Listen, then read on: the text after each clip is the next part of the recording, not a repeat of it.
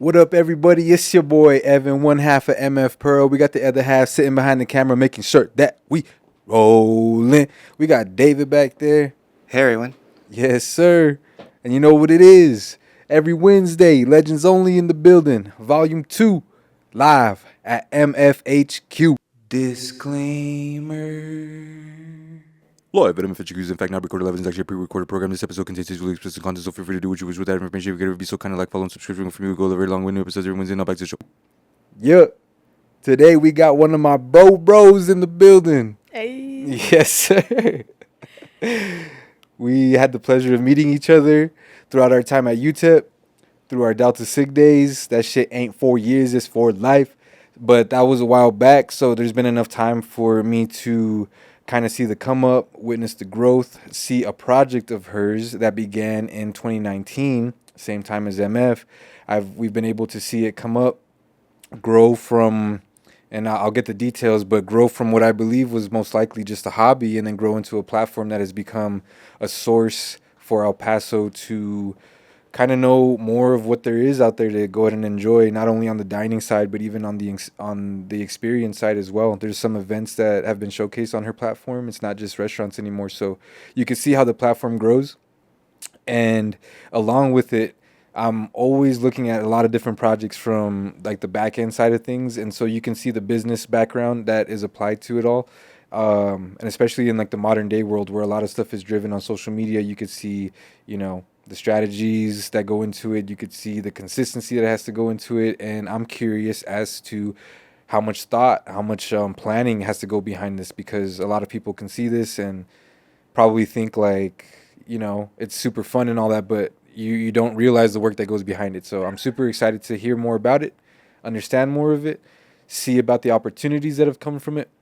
But ladies and gentlemen, without further ado, we welcome to the HQ, founder of Border Foodie, GRISSEL Rodriguez. I can hear the claps from It you. was loud, huh? Yeah. It was loud. What's up, G? Hey, what's up? How you doing? Good. Chilling? Yeah, happy to be here. Thanks for making the time. Hell yes. yeah. Thank you for having me, guys. It's gonna be good. Yo, I think that's a good starting point. The first question, especially that I have, is just like an introductory question. I think that's the right word. Is that the right way to say it?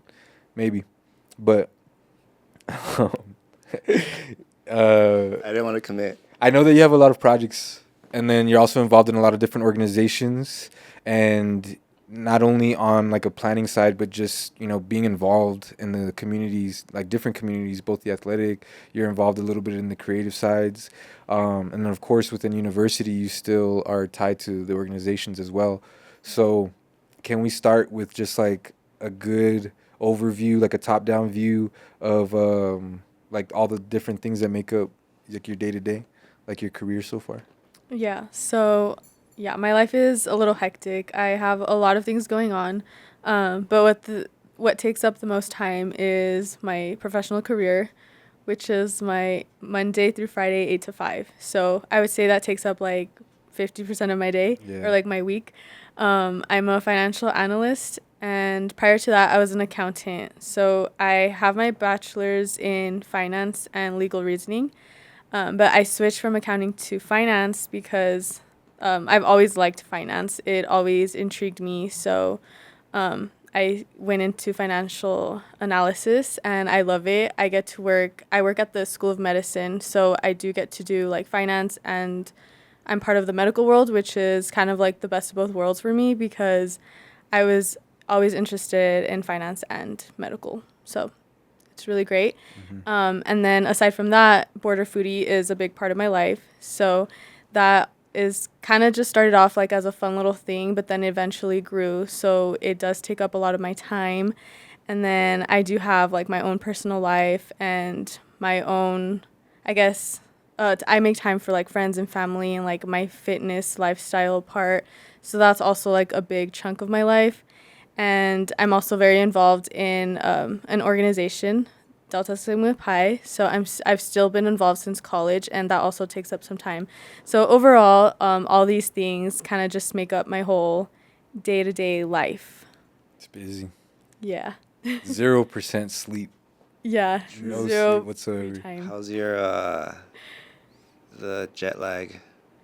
Oh yeah. Oh, so yeah, I do travel a lot too. So I would say like that's probably 20% of my life.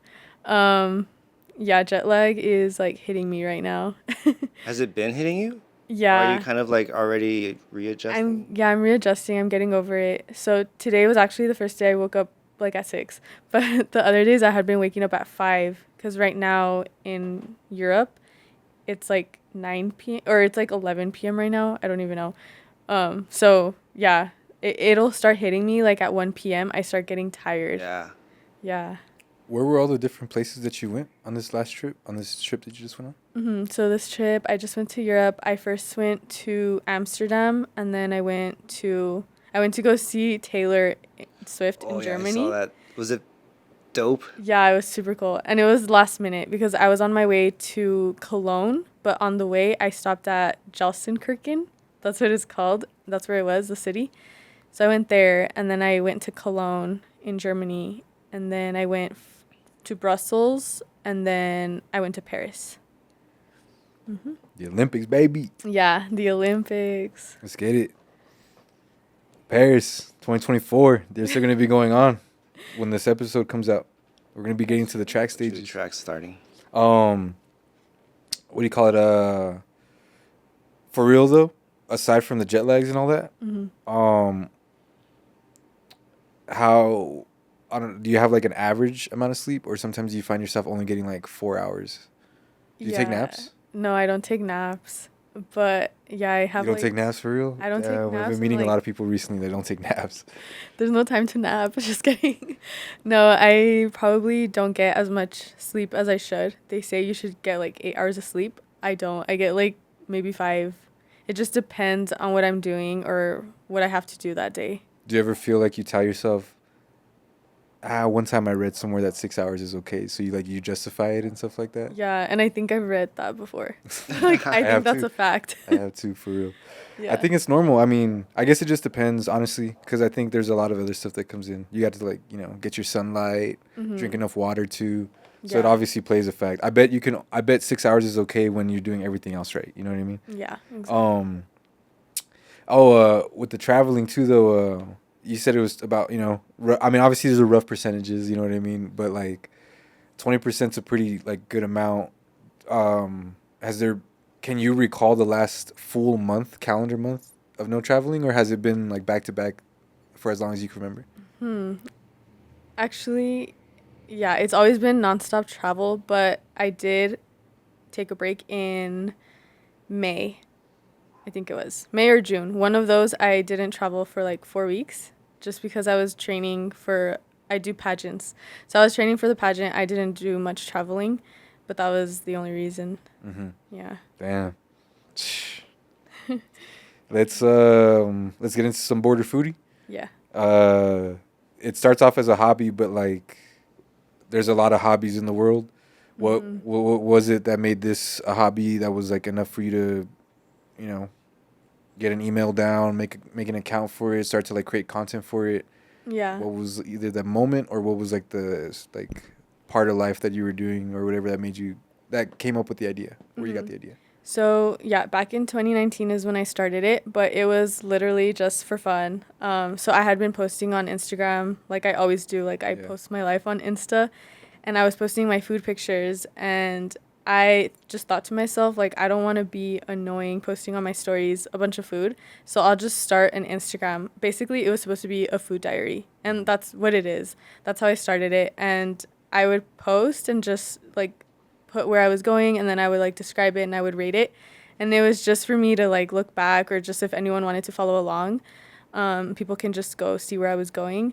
But I didn't start it as like a platform. Like I didn't expect it to get big or anything. Like I just did it for fun, and I didn't tell anyone I was doing it. So I was anonymous all these years until very recently. I think I posted my first video with like showing my face, so no one knew who I was, and like that's how I wanted it to be. Like I didn't want people to follow because it was me. Like I wanted it for the content.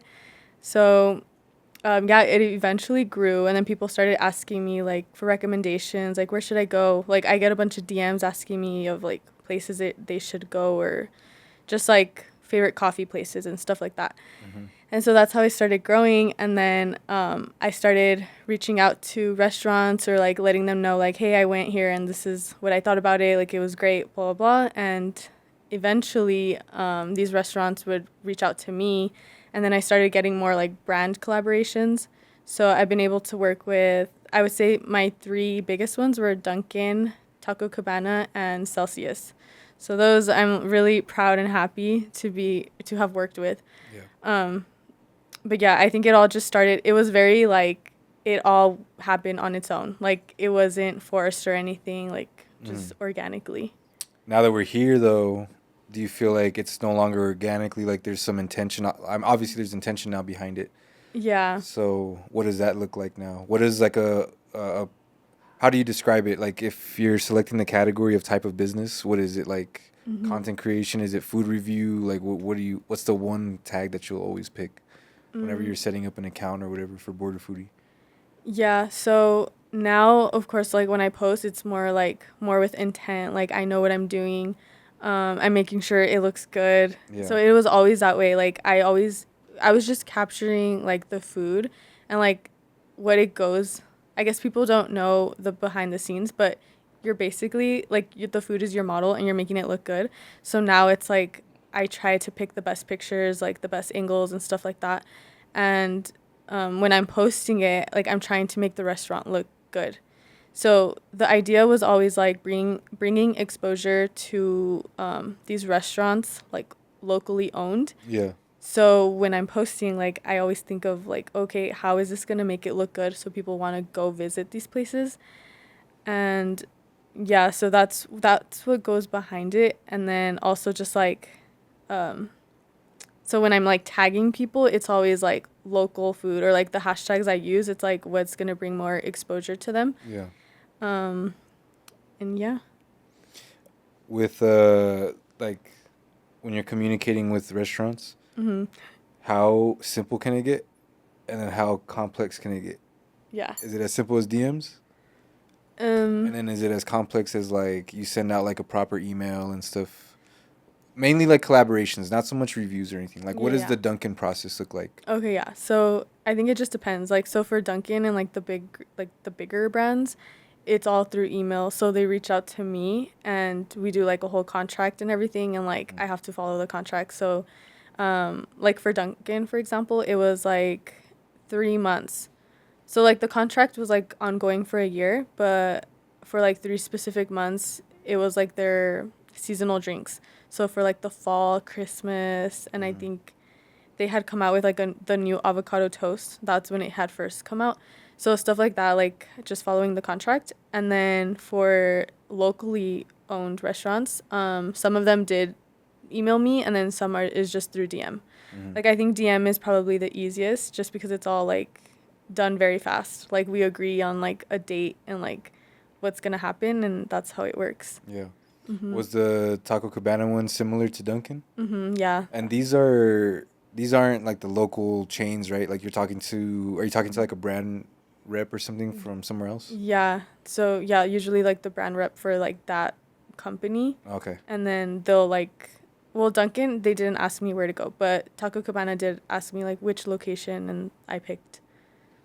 What did you get with Taco Cabana? How does that one work? So that one was almost the same thing, like seasonal things, like the Cinco de Mayo, and then I think they had like new margarita flavors. Yeah. So same, like seasonal things. And you're getting sponsored as Border Foodie? Yeah. Okay. Yeah, so to go in and like create content, record and post pictures, and then post it on my page. Gotcha. Sometimes, I want to be chill and just not have to worry about social media and stuff like that. But our projects, a lot of the stuff that we're going to create, a lot of the content, the best way to get it to an audience is through social media. So sometimes it feels like, oh, I can never take a break because I also got to like, it's my work. I got to post stuff on it and everything like that. That whole thought process, how do you see that? Like, how does your brain like just work around that idea of maybe trying to like not soak into social media too much, especially when like there's platforms that you work with and everything that like, relies on you to be on it? Do you have anything where, you try to like remind yourself to chill out with it or anything like that, or do you not see it as an issue? Or because you earlier, sorry, just to finish off the question, but like, because earlier you said that DMs were like the easiest thing for you, and that's chill, you know, like I would probably agree. But if we were probably talking to like a 55-year-old, they might still be in the realm where they're thinking like that's super unprofessional. You get what I'm saying? So how do you feel, like, kind of going back to the initial question, like how do you feel about like taking the breaks, social media world and stuff like that? Yeah, so social media, I guess today it's become very important and like it's part of our everyday life. Yeah. And so through social media, you can do a lot, and yeah, how you said, like that's how we like promote things, and it brings so much exposure to different things, different people, and that's why now we have like influencers, and it's just so important now. But yeah, for me, it is important because what I do, it's like I have to use social media. So I use Instagram, TikTok, YouTube. And yeah, so I do find a balance because I do think it's not very healthy to always be on your phone. And it does take away just like the little things in life. And it's bad for like your mental health. So for me, like I do try to like prioritize, like, okay, what am I going to do? Like I set aside hours, like this hour I'll be on Instagram and I'll do what I have to do, and then I'll put my phone away and I'll go do stuff that I have to do. Like I'll go to the gym, I'll whatever, do laundry, go to work. So for me, I do like time management and set like blocks for social media. So Is that easy for you though? Like saying you're not gonna be on Instagram or something like that during this time. Maybe something like the gym might be easy because it is yeah. pretty easy to just get, you know, busy with it. But I don't know, like maybe like at work or something Yeah. like that. Like in situations like that, do you find yourself pretty good at staying true to like the I'm not gonna be on my phone real quick? Yeah, like I would say yes, just because, well, for me, like I have a lot going on. So it's like my time for me is very important. So like I can't just be scrolling on my phone. So like, yeah, when I do take breaks, it's like, okay, I only have like 20 minutes to do this. So like use all 20 minutes to do as much as I can, and then I get off my phone just because I don't have that much free time. But I know everyone's different, and yeah, like I would say it is easy to just like go into like a rabbit hole and just keep scrolling on social media because like there's so many things to see, but just trying to like remember like, oh, like I shouldn't be on my phone too long. Yeah. When you have a lot of messages to answer, and especially at this point when you probably get maybe some of the similar questions. Yeah. Have you found yourself having to make like a FAQ list for yourself? You know, like stuff that you just get asked a lot that you already have like copy and paste almost answers. Like No. how does that? No, you write them out every single time. Yeah, which that's a good idea. I should do that because I don't. Dang. So every review or every top three or whatever recommendation you're getting written out on the spot every time. Like I have to think about it. Like I'm like, oh yeah, these are my favorites. Border foodie certified for real every time. Yeah. Yeah, it's all real. So when someone does ask for like recommendations, is it always just like one, or sometimes they'll be asking you, or like I'm sorry, let me backtrack. Is it usually local people, or have you ever gotten like some genuine like out of towners who are asking, and then does your answer Yeah. change? Like, you know what I mean? Okay. Like, do you ever get sentimental about someone from out of town asking you that? Like, do you ever feel like, oh shit, that's Yeah. really cool? Like my answers never change. Like when they ask me like what's your favorite like taco place, like I always say the same one. But like What they is do so it's called El Beso Taqueria. Okay. It's on the west side? They have two locations. They just Oh, okay. opened one on the east side on Zaragoza, and then Okay. the other one is on the west side by Little Bit. Oh, true. You heard it here first, folks. Yeah, but so like for that, so that's just an example. Like I'll tell them like my favorite taco place, but then if it's someone from out of town, they'll ask me like, oh, for a recommendation. So I will give them like a list of like the top 5 or something, you know? So yeah, a lot of people actually do reach out, like out of towners. Do you so when the roles reversed and you're going out of town? I think we kind of like talked about it a little bit before, but I guess what's your approach to trying to find places? I know that it's very easy to probably just like Google a spot and go to like the top searches, but do you ever find yourself trying to find like low key spots too? Yeah. Yeah, so when I go out of town, I feel like me going out of town helps me find better food restaurants. So it wouldn't be like the other way around, like where the food influences me, but it's more like, so if I go to a certain spot, I'll like do my research, like I'll Google it, but I'll usually use TikTok or Instagram. Oh yeah, And yeah. if I see like the same place coming up, like I'll keep like researching that place to see if it's actually good. And then yeah, I do try to find like little local spots or like hole in the walls. How do you feel? Let me ask you a little hot question, real quick, hot topic. How do you feel about some of these restaurants that like pop up now that are kind of like, they're all about the aesthetic, but sometimes when you get your plate and you get what you eat, it's like you wish there was more. Like it's just like, what is Oh this? yeah. Like, how do you feel about some of those places? Like, what do you think about that Where part of it's like the like food culture? where it's like really fancy and you just get like a little something. Yeah, and really what you're going there for is like a good photo. You know what I mean? Yeah, all for the Yeah. aesthetic. How do you feel about those types? Do you think that's- they have their place? Or nah, get them out of here. I want me a big plate. Like I want me a big old serving. Yeah, that's a hard question. Like, okay, so I get it. Like the whole aesthetic thing, it's like, okay, you're paying literally just to go for like Instagram more for the pictures. experience, yeah. Like yeah, exactly, like the experience.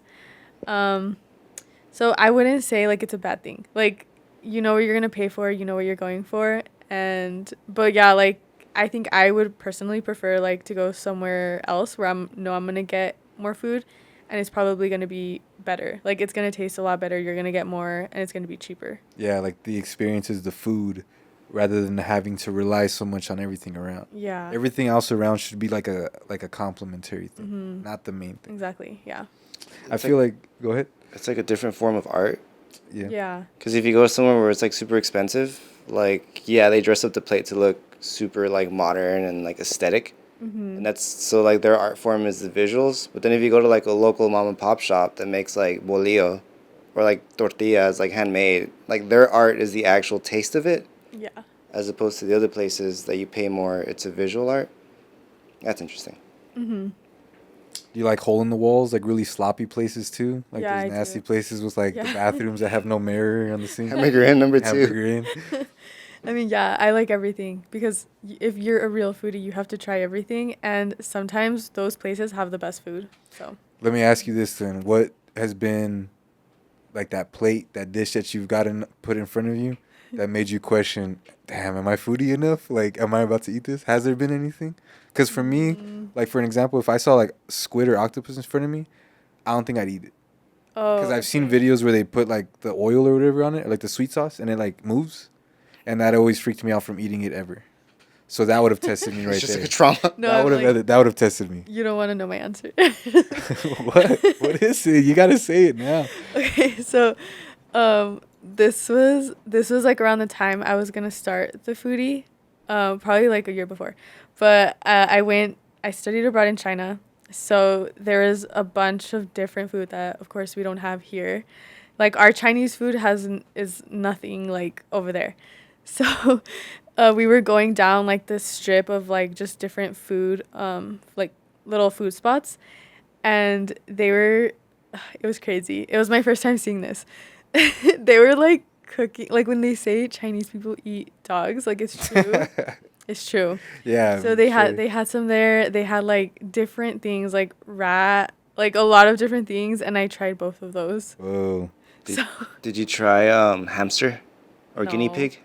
No, but they probably had that there too. Yeah. Yeah, but like I did it for like the experience, and I don't think it was bad. Like That was good. Yeah.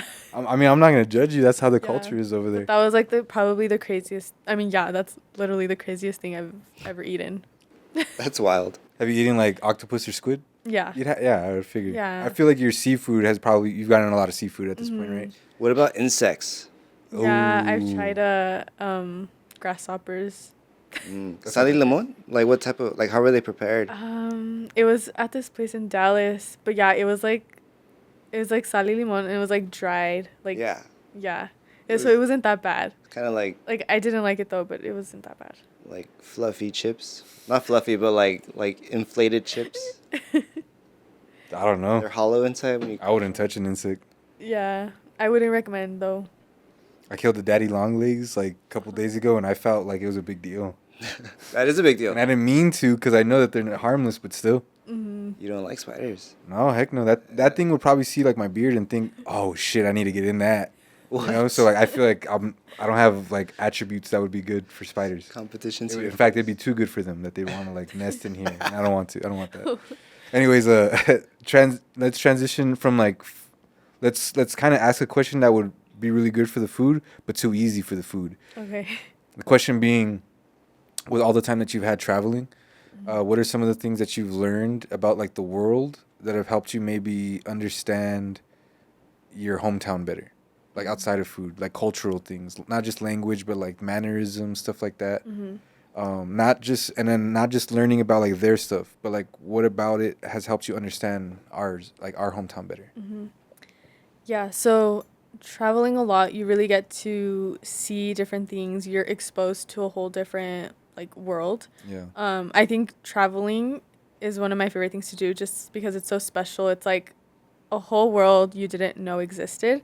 And so through that, I've seen, yeah, like different cultures. So I was in China for a month, and then I did Germany for a month. Like this was before when I studied there. So I was basically living there for like a month, and you really get to see like the different cultures that they have from the US. But then also within the US, there's been different experiences. And when I always come back to El Paso, it's always home. So you get to see how everyone here is super united, very welcoming. Everyone is so nice here. And just like being in El Paso, it's like home. Like you can't find like the culture, the food, the people like nowhere else. Mm-hmm. It's just different here. Has some of your times around, kind of circling really quick back to the food, has it but not too much of the food, but like has it going around meeting different people, trying different foods, seeing different things, different events, all that stuff, when you come back from all these trips, do you ever find like your approach to things like drastically changing or getting more reinforced? I think more reinforced. Okay. Yeah. Just because, so when I travel for a very long time, like you get homesick. Yeah. So when I was in Germany, I didn't get that much homesick, but in China, I did. Like over there, we would only eat rice mostly for like every single meal. So you were tired of it. Like I was so tired. Like when I travel out of El Paso for a long time, I'm tired of it. Like I just want Mexican food or like food. Like basically it's comfort food. Like Yeah. El Paso is my comfort food. And you always want to go back to it because it's safe. And it, yeah, like you said, it reinforces like this, and it helps me appreciate my hometown. What about with Border Foodie? Do you think and I think this one is this might change the answer to changing, like whenever you get out of town and you get to try out new places, new restaurants, do you feel like you learn a lot of new things and a lot of new ways to approach Border Foodie whenever you're back here? Yeah, in a way, yes, because you get to see different types of food and like how they make it too. So, yeah, like let's just say tacos. Like I feel like that's a very popular thing now. Like there's tacos everywhere. Yeah. Like even outside the country there's tacos. And like it's a Mexican culture thing. So it's kind of cool to see how other people make tacos, but they're all very different. So, yeah, like it just helps, I guess, like in the food way, it helps me see or like appreciate the flavor and like how it's made and like really like the authenticity of our food. But then also when I travel, I get to see like way different things that I would have never even known about if I hadn't traveled. Yeah, I feel you. The conference that you went to, it was a foodie conference, yeah. right? Is that the only one? It's only been one? Yeah, I've only been to one. What was that experience for you like, and how valuable do you think something like that was to your platform? Because I think there's like conferences for any industry, honestly. Yeah. So like, and not only have you gone to that one, but you've been to a shitload for DSP. Yeah. So what do you think the value is? I know that there's a lot, but I'd like to see you describe the value and like, you know, flesh it out about going to a conference, meeting a lot of people that are, you know, have the same goals as you. Especially when here, I'm sure there's friendliness, but at the same time, you would like to be the top platform of like food reviews here. So there, where you guys are just there, bonding and everything. What's that experience? What's that value like of a conference? Yeah, so that was my first time attending a food conference. I didn't even know they existed. So when I got invited, I was like super excited. I was like, wow. And they had 5 speakers, like 5 main, I guess, foodie bloggers. They were all very different though. Like we were all food influencers, but in a different way. Like some people were bloggers where like they have a blog, and then other people only did like Facebook, and other people did only TikTok. Like so there were so many different people, but I really did get to learn a lot from these content creators, and it was really cool to see because at these conferences like you think you're going to network and stuff, and you really do. Like you network, you get to meet new people, you make those connections, and they really help you a lot just because we might be in the same industry but we're doing different things, or like we're very different, but in a way it's like we're all there for the same reason. Like we're all there for food and for content creation. So yeah, just the networking goes a long way, and learning from these other content creators.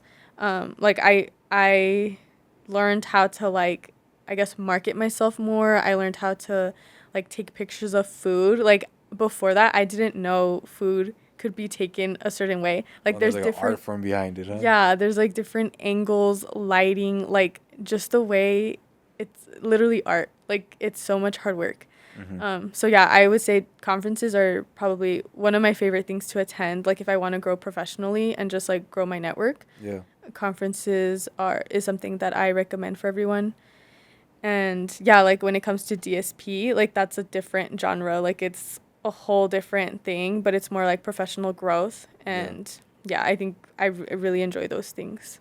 Would you consider pageants to kind of be a conference in its own format? You know what I mean? Like it's a lot of people in I guess like maybe like the fashion and makeup industries just coming together for like this That's true. competition. Did you ever look at it like that though? No, I mean, I didn't look at it like in a conference type, but I did look at it as like a networking thing. Yeah. Because it is like you go out there. So basically, yeah, like we're all attending a conference and we're all kind of just like showcasing ourselves and like promoting ourselves. So you do get to network with a lot of people. You do get to meet like all the makeup people in that like the makeup industry is so big that you get to meet everyone there and like whoever attends. And there's also like designers who go, different like influencers, just like a different variety of people for that specific like genre. Yeah. And yeah, so in itself, it's like a conference. Did you feel humbled being there? Were you kind of like, damn, I didn't realize the food industry was like this? Yeah. Or was it a pretty accurate idea of what you had? No, like I had no idea. Like it was super cool to see because one lady that I met, she focused on like wine. So her whole thing like was wine. She just like posts about it. She'll talk about it. She does a bunch of reviews, and she has like a whole blog about it. So I was like, wow, I didn't know that like one person just focusing on wine could be so big. Yeah. If you had to niche down to just one thing about food, what would you niche down to? What would be your specialty? That's hard. That's really hard. I love wings, but I wouldn't I wouldn't niche down to that. I would probably do like coffee because you can do so much with coffee. True. Are you a big coffee drinker? Not really. So that's why, because like I'd grow with it. Oh, true. Yeah. I'd learn more about it. I'd learn what I like. Yeah. You'd be a beginner.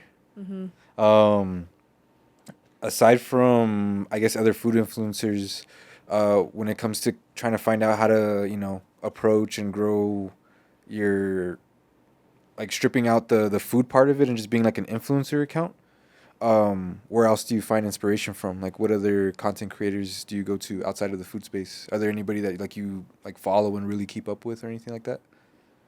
Like that has nothing to do with food? Yeah, maybe they're like in the fitness space or something. Okay. Yes, so I do follow some, they're like influencers, like these girls, more like fashion, more like into the fashion everyday life. Like I do follow them. They have nothing to do with food. It's just like everyday content. Like they live in New York. They have a podcast. So I'm a big fan of them. And I guess I wouldn't say I really get inspiration from them because they travel, but I don't like look up to them as like, oh, I want to travel like them. So I feel like most of the things that I do, it's kind of like comes from myself. Like I don't have anyone that I follow or like try to copy, I guess. Yeah. But those influencers, I just like to listen to them and like how they live in New York and stuff like that. When it comes to technical things, though, such as I know that you said that at the conference you had learned a lot about photographing food, but when you have to figure out where to learn more about it from, how do you approach something like that? Like when you're here being able to enjoy food, it starts off as a hobby, but now there's certain skills that you kind of have to get better at. Yeah. How do you go about learning? Like, what do you look up if you need to? So I do get that question a lot. Like they ask me or like they let me know like you should do this, like look up this, or like they just send me video like, oh, you should do this. But I don't like look up or research things. I just kind of just do it. Like Okay. I feel like I just get inspired. Like once I'm at the restaurant or like I see the food, I'm like inspired by the way it looks or like the background, the lighting, and I kind of just do it myself. Like yeah, like basically, yeah, like the food is just like a work of art and you're there and trying to like make it look cool on Yeah. video. So yeah, I don't really like research how to do it. I just do it. Do you feel like if you did, it would turn border foodie into like work almost? Yeah. Are you trying to avoid that? Like, are you consciously trying to avoid that, or you're just having a good time with it?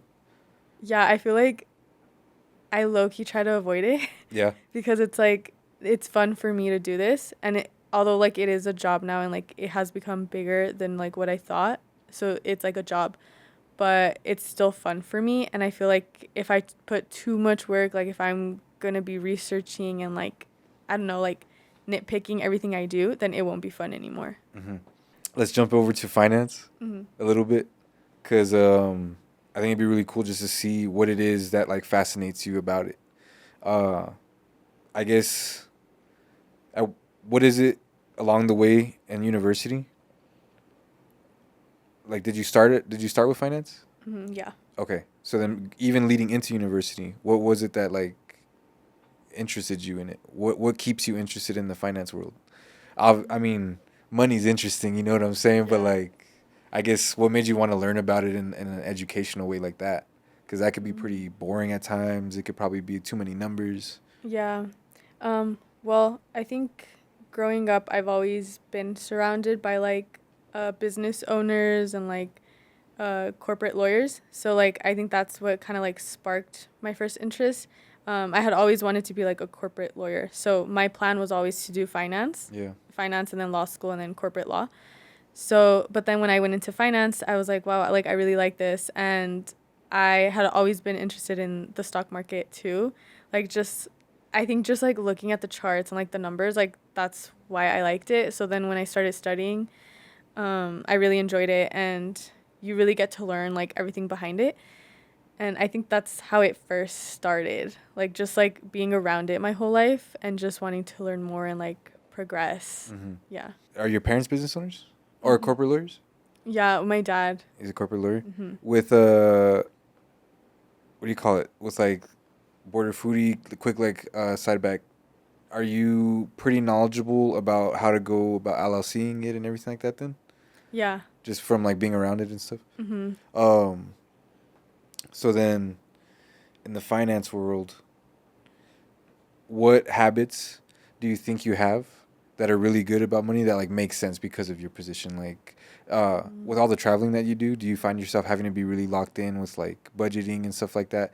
Especially around our generation, where we're around a lot of people who are probably a lot more freestyle and everything like that. Like, do you have habits and everything that you really keep in check? Yeah, so I do get that question a lot. Like, how do you afford to travel so much? And they don't know I don't really talk about my job, so people don't really know that I studied finance. So it's like I do have that background and I do know how to like manage my money. So I think that goes into play, like just being really good at like your financing. So I do try to do like a travel fund. So like I think my advice for everyone would be like if you want to travel, try to like save money and set aside like a travel fund. And that has helped me be it that has helped me like travel as much as I have. But also just like cutting back on like luxuries. Like I don't really go shopping a lot just because I'd rather travel than like go shopping. So little things like that I think helps out. So just like managing your money. You'd rather go to a store in a different city Yeah. than a store. No, I mean yes, but like I'm not gonna splurge Yeah, I on like feel you. a shopping spree when I can like go to like Paris. You know, like stuff like that. Kind of, like being around all the numbers. Are you handling as a financial analyst? Are you usually handling like individuals or like businesses? Um, both. So I work with like residents and like doctors. So I do handle like individually, like I get to see like each person, but then I also overall like work with hospitals. So that's the business part of it. Like all the hospitals here, like I get to work with them. Mm-hmm. So then you see like big numbers. Yeah. Yeah, I handle like millions of dollars every day. Has a dollar become desensitized to you? I have thought about that. Like I've thought about it to myself. I'm like, wow, like I handle so much money that like I feel like yes. Yeah. Like you just yeah. So when you see like a $20 expense on your thing, does it ever just like hit you like, oh man, but like you're just like nah? Because for me, a $20 expense is like, ouch, dude, like shit. No, like I am conscious. Like no, yeah, like I'm like, oh, it's not that much, but then I'm also like, no, because it adds up. Like every little dollar adds up. Yeah. So, yeah, no, like I'm still aware of like my expenses or like the prices on things. Like you have to be aware. Like you can't get out of hand. Like it's easy to just like Mm-hmm. splurge or just like, oh, like it's fine. Or like I feel like I've heard before like in today's world, people just like charge their credit cards, and I feel like people have to be careful with that. Like if you're going to travel, like you can't just put everything like on your credit card. Like you make sure you pay it off, because then eventually it'll add up and like you'll lose your credit and stuff like that. Do you have friends that have these habits? No. You don't have friends that have these I habits? mean, I don't know. Okay. I feel like that's probably personal and like they wouldn't tell me.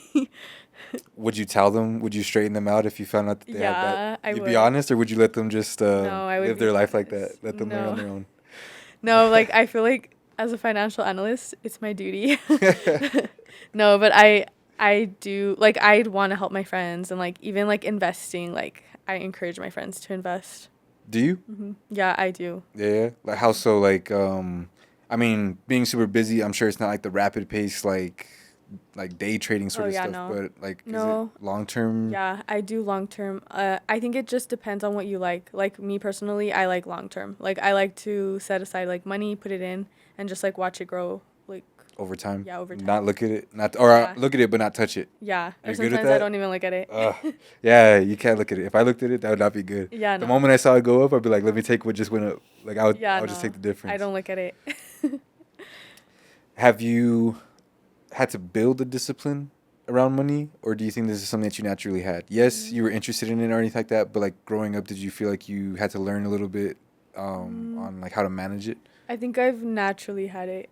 Yeah. Yeah. I think it's easy for me. I think it's good to know. So like once you get your paycheck, it's good to know like set aside a certain percentage to like your travel fund or your savings, and then like leave the rest for whatever you need. Earlier, you were just right now you were talking about credit, and maybe and if it's okay, but like how do you go about it? I'm sure you use credit, right? To an extent. Yeah. How do you strategize using it? Like how do you try to? So for me, so I don't use like a big traveling credit card. I use Southwest though. Like that one, because I usually fly Southwest, so that one helps me. So I use it like I'll charge it to the credit card, but then right away like I'll pay it. Flights only though. Ye- You don't go start spending it on different things like fast food or anything. No, I will, because Okay. with Southwest you get like points, Okay. and then you can use them for flights. So I'll like use my credit card, and then I'll just pay it off with like Yeah. money. And that's a personal choice, right? Because flying is important to you, so you want something that's going to give you points towards that. Yeah. and- Otherwise, you might want to get one for dining or something like that. Yeah, exactly. And I know there's credit cards that do that. Like they do everything, like dining, traveling, everything. And I hadn't done the credit card thing till probably like a year ago. So I started late in the game. But I recommend. So like if anyone is interested in traveling, like getting a credit card and using it towards like your flights and stuff, Yeah. that would be very helpful. How do you be safe around that though? What's that line? Because you said not to be spending on everything. Yeah. So like, where does it become for you personally? Where do you think it becomes like, okay, now you're overdoing it? Yeah, so knowing your limits. Like I'm not gonna be just like, oh, just because I could charge it on the credit card, like I'm not just gonna overspend. Like it'll just be like because you need to. So instead of paying with cash or like a debit, like I would use my credit. And then I'd pay it off like once the trip is over. Do you try to like, do you try to keep it down to a certain percentage, or you just try to keep it relatively low? Because you Yeah, know I how just there's like keep it certain low. rules, like rule of thumbs, like oh, if you keep it under 30%, it's looking good and all that stuff. But the moment it goes over 31, it starts to hurt. Yeah. Do you keep certain rules in your mind and in your memory? Not really. Like, well, that for that one it is like 30% and down, like then you're really good. But I don't really have like a limit. Like I just keep it low all the time. Yeah, you're not over here calculating it. Yeah, no, like I just keep it low. I've been calculating it like crazy lately. I just been looking at numbers like I just want to understand it better, and I feel like I'm late in the game when it comes to trying to value my financial position. I think I was always very loose and just like carefree about it, and so I didn't really have any like I understand numbers, I could do the math, but the discipline was never really there. Um, but yeah, financial analyst. Are you doing like any consulting with that, or is it just like No. kind of like reports, understanding, and like keeping track of finances rather than like giving people ideas and suggestions? Yeah, it's just more like reports. Like I like just like analyze the data, and I work a lot with like insurances. So I don't really give like an input. Like it's more like reports. Yeah. So I'll see what happened last year and then what's happening this year and like what can happen next year. Like that kind of advice, but not like, oh, you should do this. Yeah, I don't do Yeah, that. you're not trying to help somebody like grow their money or anything like that. That's more of a financial advisor. Yeah. But when you're seeing stuff change from year to year, what are you having to like turn that into? Like you see these numbers, and then what are you supposed to turn that into to the people you report this to? Like, are you supposed to turn like, hey, so this went down, so we should probably like do this? Yeah. Is that how it works? Yeah, it works like yeah, so I don't know if there's like a certain thing like I don't know, hospital expenses or something, then if we didn't use as much funding this year than we did last year, then like next year, like it's confusing. I get what but you're like saying. next year it'll probably be lower. So it's like my advice would be like to get funding or like set the funding lower just because we didn't use it all this year. So just like stuff like that. Yeah, pointing out things. Where do you see this going? Like, do you want this to continue to be the main part of your career, or do you ever want like border foodie to be the main like? Yeah. What's your long-term plan for this? I think right now I really enjoy my job and like I love what I do, but I would want to do more like social like content creation would probably be like what I would want to do full time. Just because it'll give me like the time to travel and like do whatever I want. But I would also want to do like I'm really into volunteering for like the community, so being like a travel philanthropist, like that's something that I want to do. So yeah, I'm not sure about the finance world. Yeah. Like for now it's good and I love it, but it'll maybe something like remote and then I get to do both. Oh, true. Yeah. Yeah. Maybe like a more focused organization where like, because I think that's what it would take to be remote. I feel like working for a Texas Tech.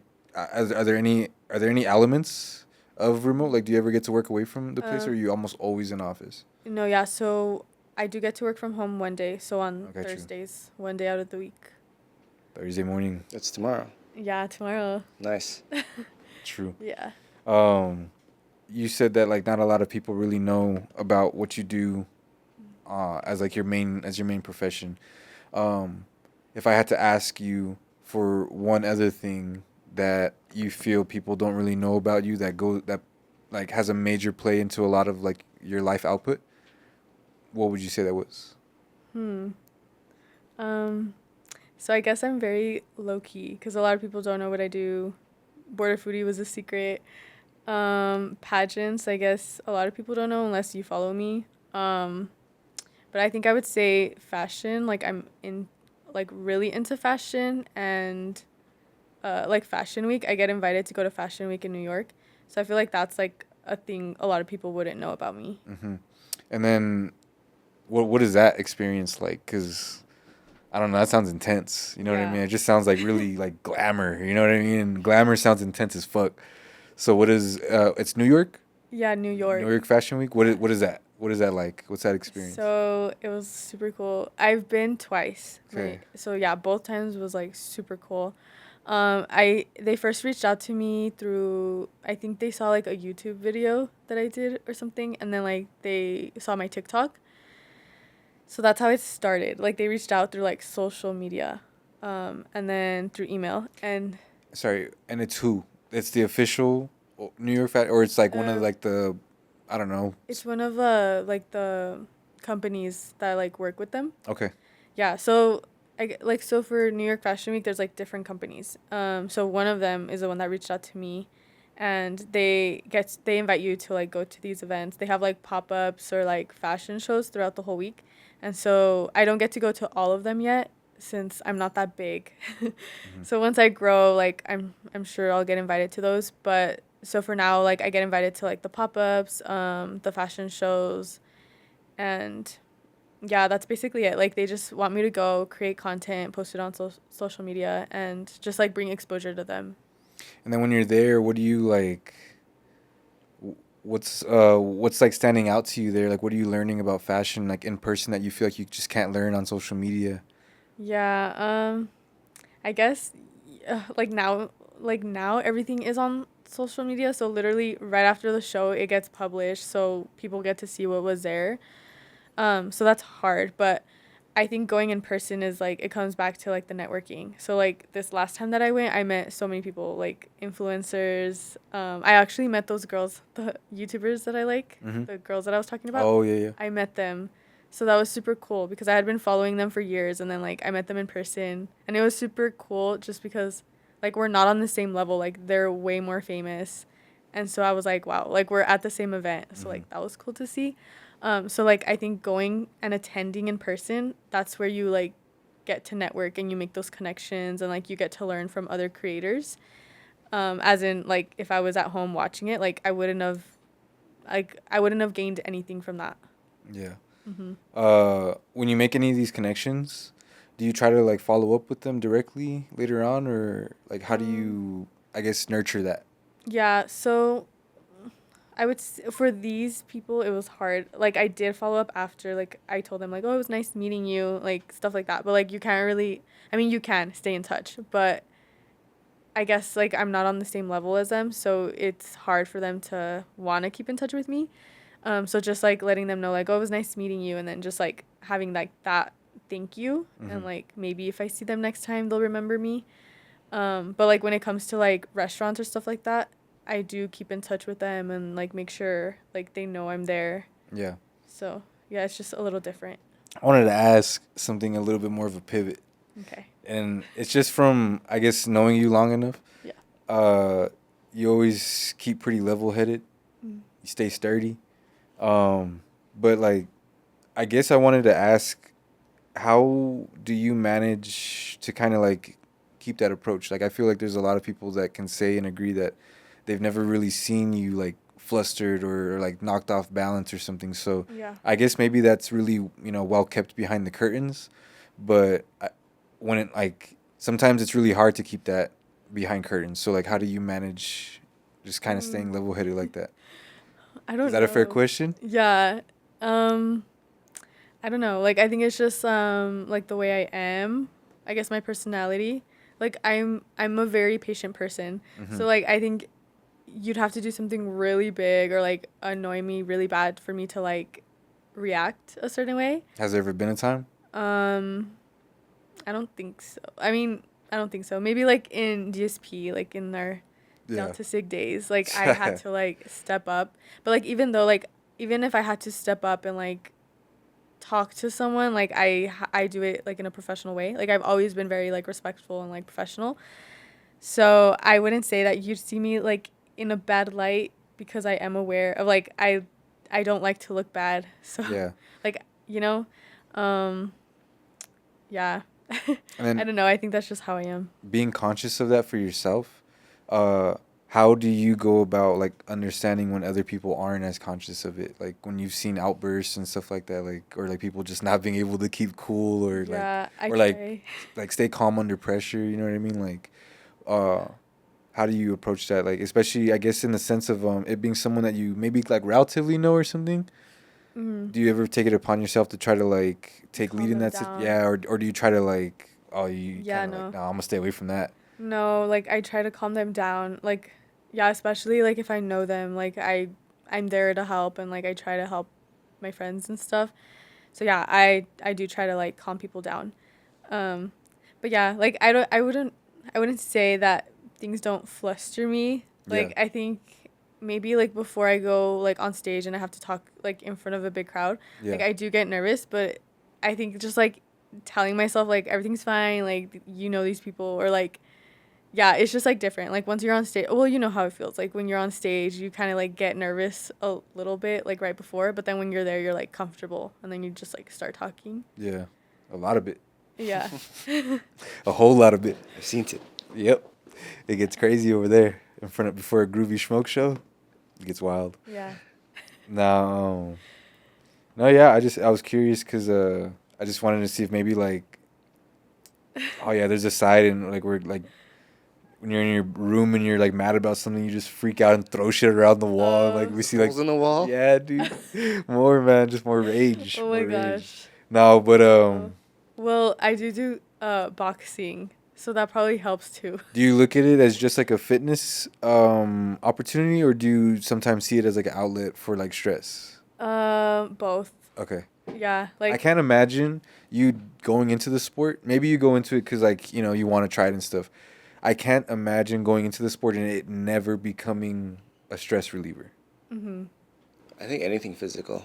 Yeah, that's true. Yeah, cuz like you have to. Like you when you punch, like you have to use like Force. your force. Yeah. Like yeah. You were just like So maybe that's why. And I also no. Ooh. Ooh, the Patreon episode. No, just kidding.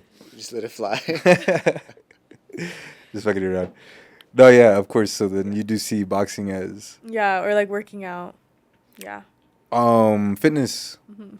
How, you do you'll go through different like activities. Sometimes you'll be boxing. Yeah. You'll do some cycling. Yeah. Sometimes you'll just hit elevate or you'll hit the gym and just do some strength training. Shout out to Elevate. But is it all at the same time? Yeah.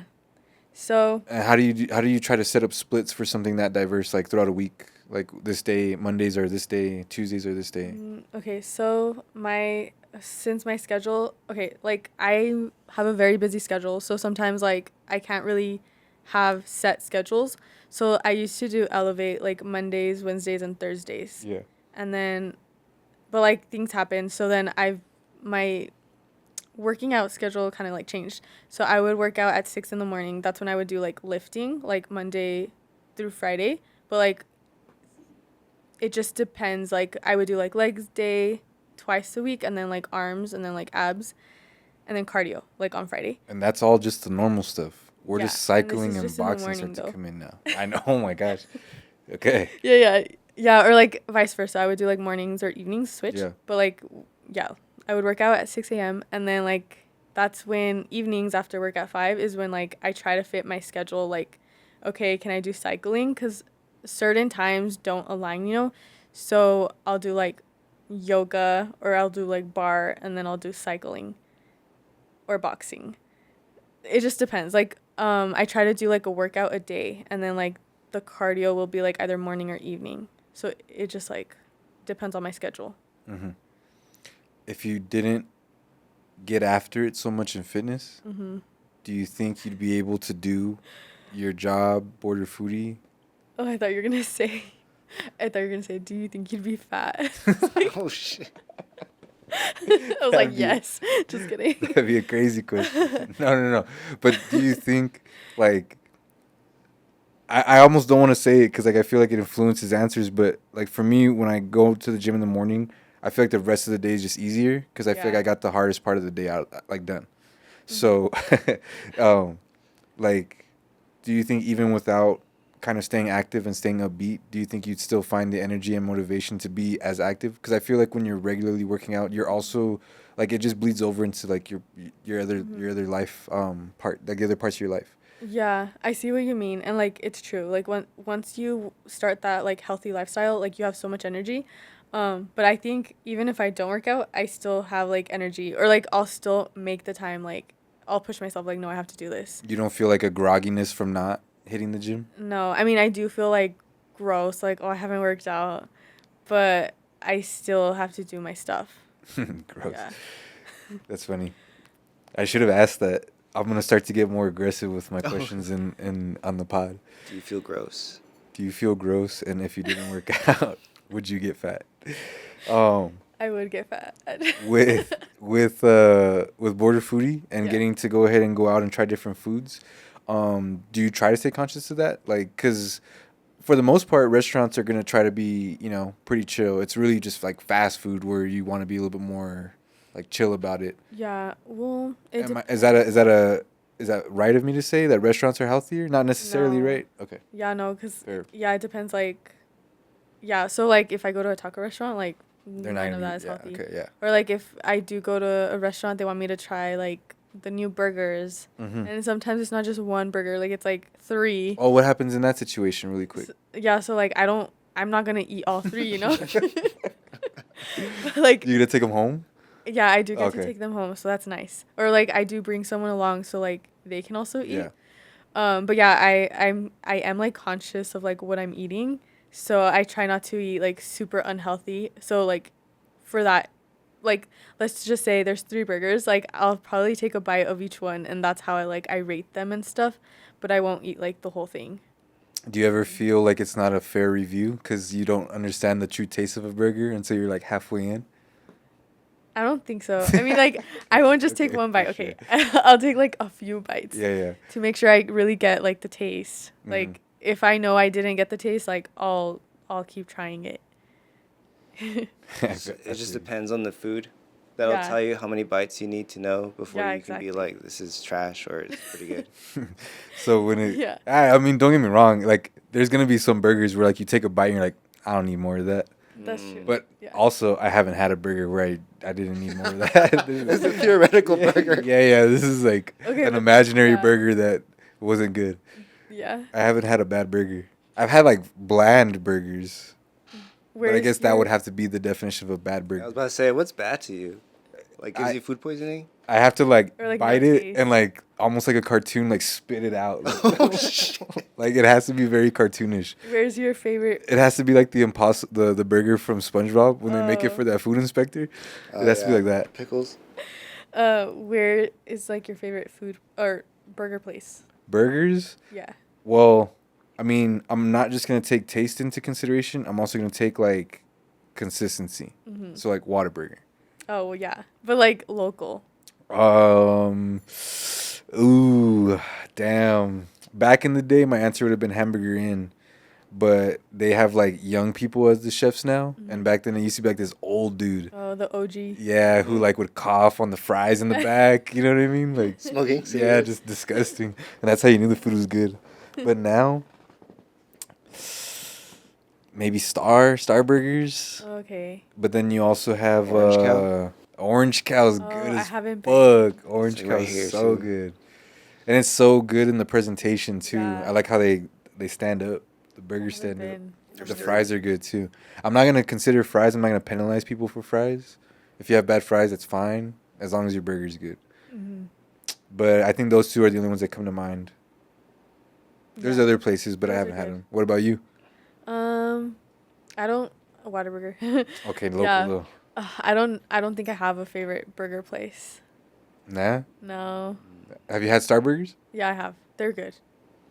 Yeah. What about Oh, you said Beso. Is like food trucks? Are you pretty knowledgeable about food trucks here, or is it just? Or do you try to just focus on the restaurants? I don't go to that many food trucks, but I would want to. So yeah, I don't really know much. Oh, you said your favorite thing was wings, though. Yeah. So what's your favorite wings? Oh. Local only. Hard. Is there local? Yeah. Well, track one. They're good. But everyone. That's it. That's just good. No, they're good. They're really good. They're really good. Let me see. I think they're whatever. I haven't had them. They're really good, but no, I like El Paso Wing House. I don't know if you guys have been there. I've seen it, but I haven't been. Is that the one on Pierdas? No. Oh, it's the one on Mesa. Yeah, on Mesa. Oh, okay, It's yeah. kind of newish. I mean, like, people don't really, they didn't really know about it. I made a video about them, like, a year ago, Yeah. and I think it got a lot of views. I had them one time when I was with Float Insurance. That was a Oh, nasty shit, dude. stutter, dude. Aneurysm. I even did like the hat, like the extensive one. Oh my gosh, that was terrible. Oh, what was I gonna say about wings? The Did you like district, them? yeah, they were Oh. pretty good. But the district have district's some that like, good. oh my god, they were spicy lemon pepper, and I think that is the best combination of flavors ever. Really? It's like regular hot, enhanced with lemon pepper. Okay. Because like I don't need like anything the past district. I don't need anything past regular hot wings. Mhm. They don't need to be hotter than that. Yeah. I can eat them, but I want to enjoy them. Yeah, me too. So I just stick with traditional hot. Mhm. But when you add that lemon pepper in there, man. Okay, I don't know if I've had them, but the wings there are really good. When okay, so if I took off the local only filter, what becomes your favorite wing place? I don't know. Like, I'm basic. I would probably say Wingstop. That's okay. He's all like, That's okay. I was hoping you Okay. did. It's mine too. Okay, good. Yeah, same. Yeah, Wingstop goes hard. What are your thoughts on their fries? I actually used to I love love them a lot, but fries. I'm not gonna let people's opinions sway me. I do enjoy them with ranch. I gotta have Okay, ranch with yeah, them. I love their ranch and the fries. Like, I just love everything. I just been seeing that a lot of people actually is starting to like not like their fries. Why? Too Yeah. soggy. Haven't they always been kind of like? No, they didn't get soggy, but like now the course, like maybe I don't know. Maybe we're just. I growing always up. liked how like greasy and just sloppy they were.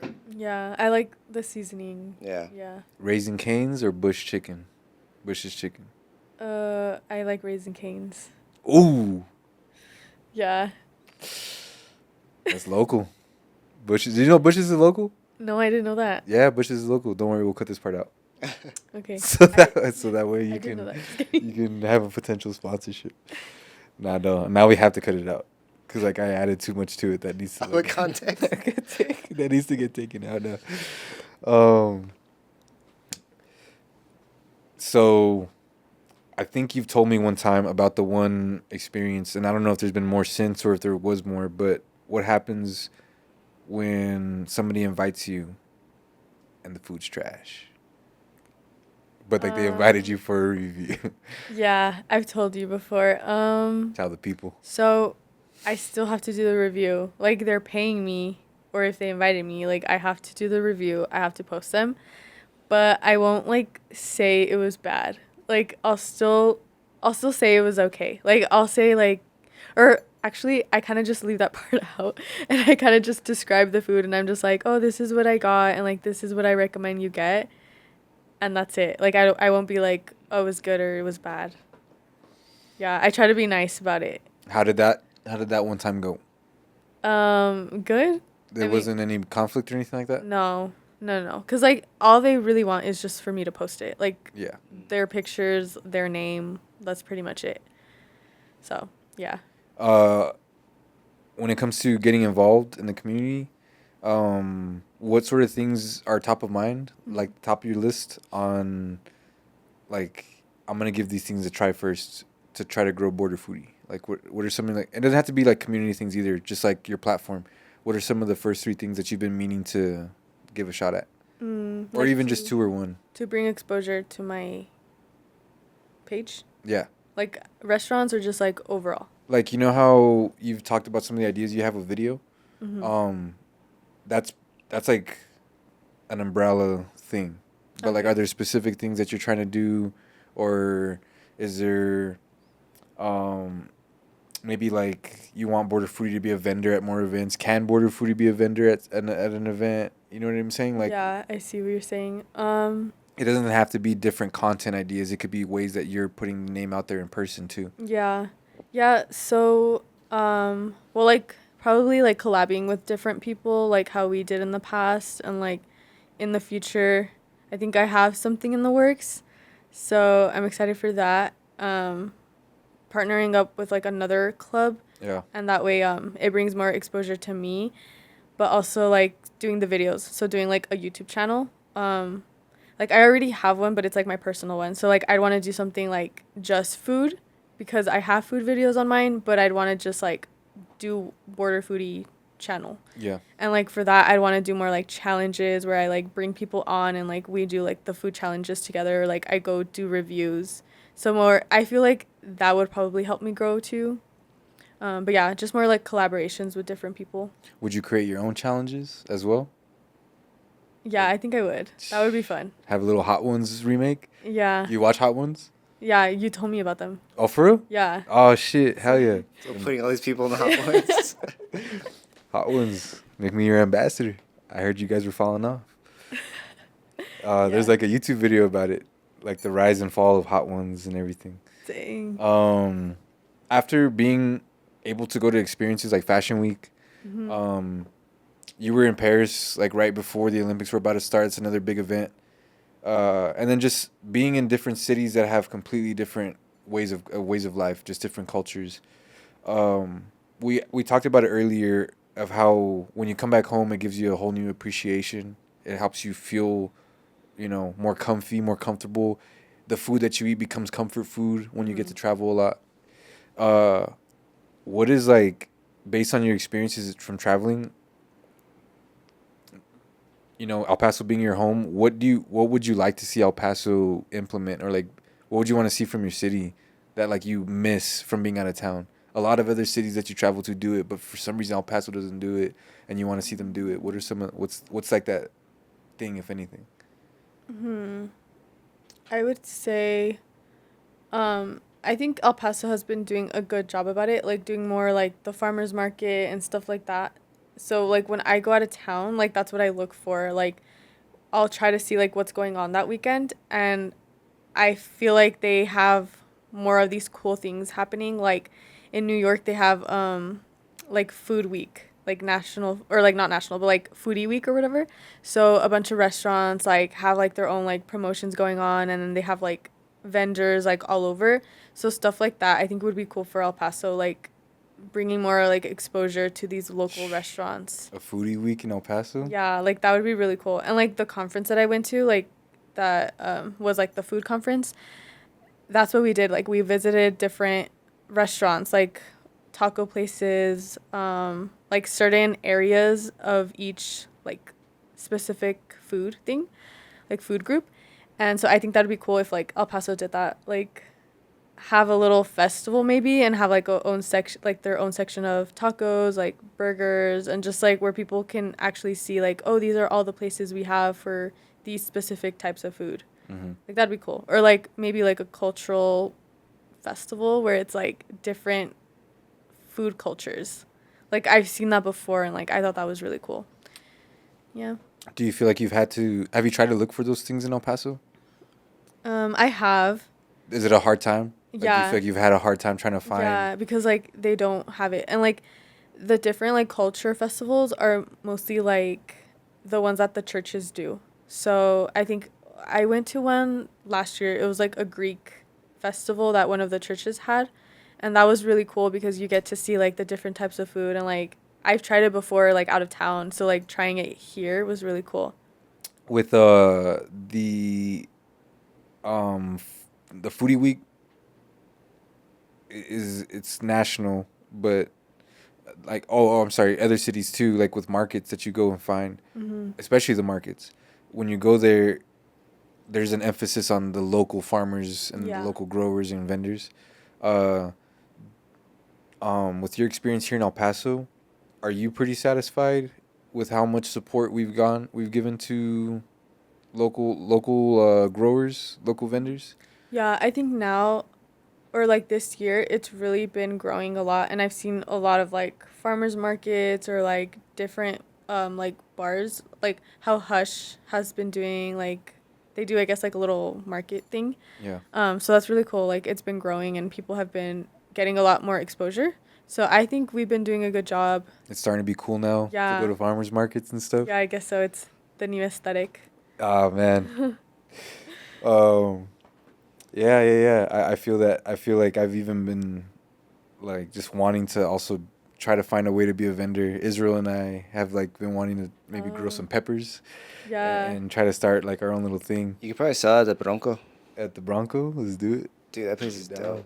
Get down, sell some Dang. peppers. Swamp meat. I'm like, all these ideas are coming to me. Maybe like a border foodie weekend or something like that. That'd be pretty Yeah, Have like a bunch of like different. yeah. Really showcase the local eats. Mm-hmm. Maybe some Juarez stuff. Yeah, because I do like reviews in Juarez, so it's really cool. What about cruises? Yeah, I do. Yeah. Yeah, So you just So, cover the whole that's- frontera. yeah. That's literally how the name came up, just because I was like, I want to be a foodie. I live on the border, so like border foodie. Did you Yeah. put the dot in it from the start, or did Yeah. you try border foodie without a dot? Oh no, I tried to do border foodie, but some random person has it, and like Of if course you they do. yeah, and it's like an account from like 2001 or It's something. not even active. Whenever 2001. no, Damn. whenever Instagram started, like, Instagram was like, it was just code. It It was just code always at in that there. time. Yeah. no, he like has one pic. I'm assuming it's a he. I think I don't remember, but they had like one picture and it was old. Damn. Yeah. There's a couple IG names that I've wanted that Yeah, some dormant account like not in use. I know, and I want to like I don't know, email Instagram or something like give me that account. Mm-hmm. Yeah, you can't delete an Instagram account Oh, with the username that you have. Because if you delete the Instagram account, I don't even think you could delete an account anymore because you could just always sign back in. You just like disable it. yeah. But back then, when you deleted it, the username that it was at when it got deleted also was never able to deleted be used. forever. Yeah. Dang. Like it doesn't just go back into the Yeah. world of names. Wow. So Evan Romo's taken forever, and that sucks because it was mine.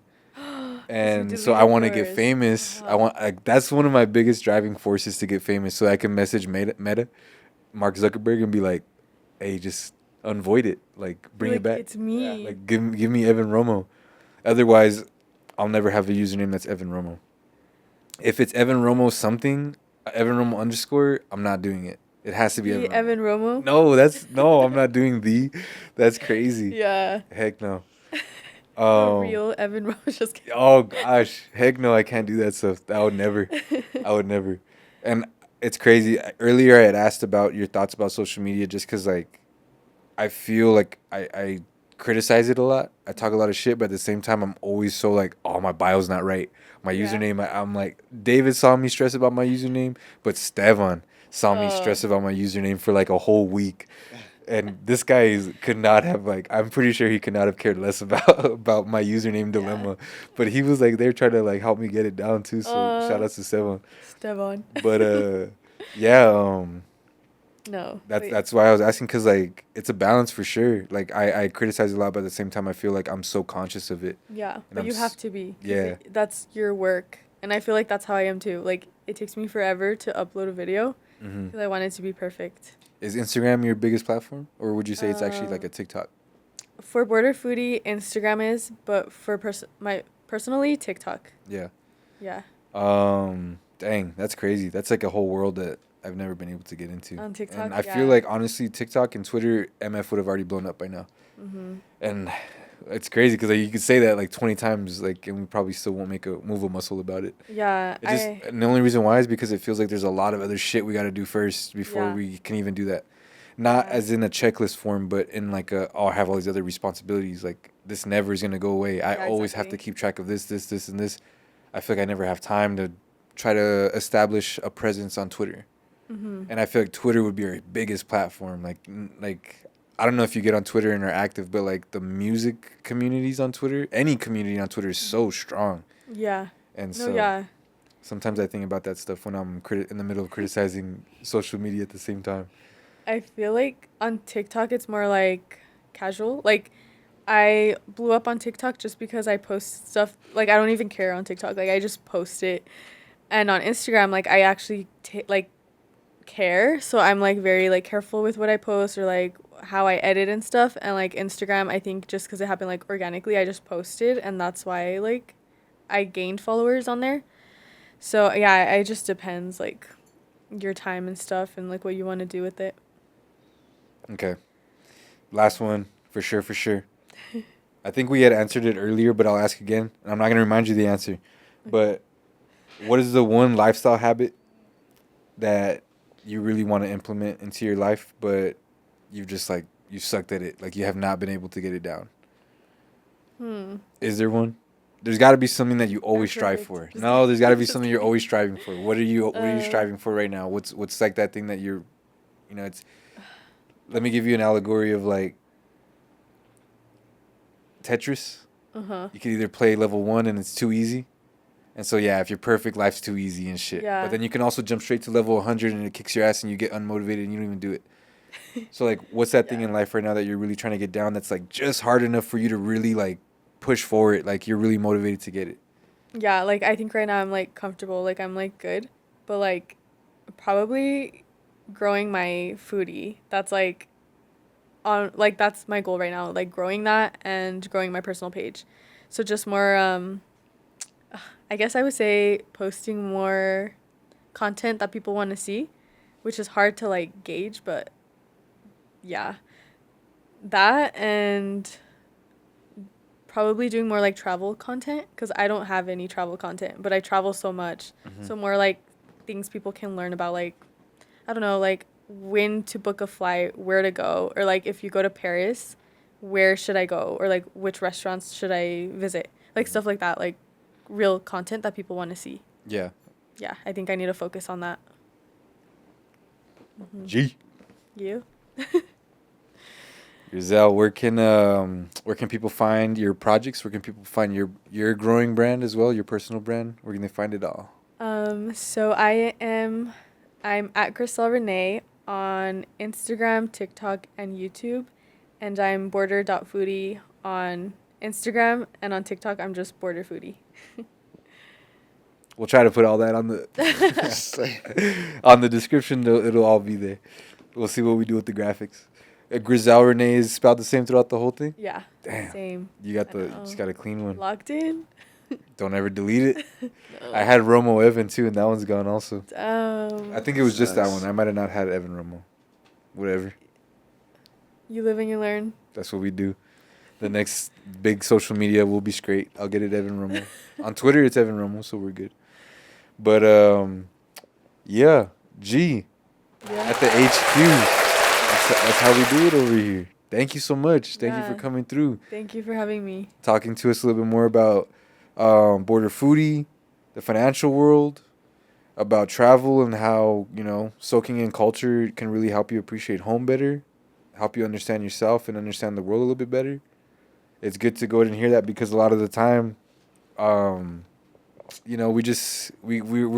busy seeing the food reviews. We don't get a chance to hear from you a lot. So it's really good to actually dive in a little bit more and learn a lot more. So thank you so much. Appreciate you for taking the time, especially when, we know that it's a really busy schedule. So appreciate it for sure. Recovering from jet lag. That too, yeah. Appreciate that. That's probably the only reason why you're able to do it, because you're busy in recovery mode. I have so much energy right now. Just kidding. This is the only time to do this right now. No, but once again, thank you so much for being at the HQ. Yeah. It's always a pleasure to talk to you. But hey, yo, that's how we do it over here, dog. Legends only in the building. Make sure that you guys are always showing love to the channels, showing your supports.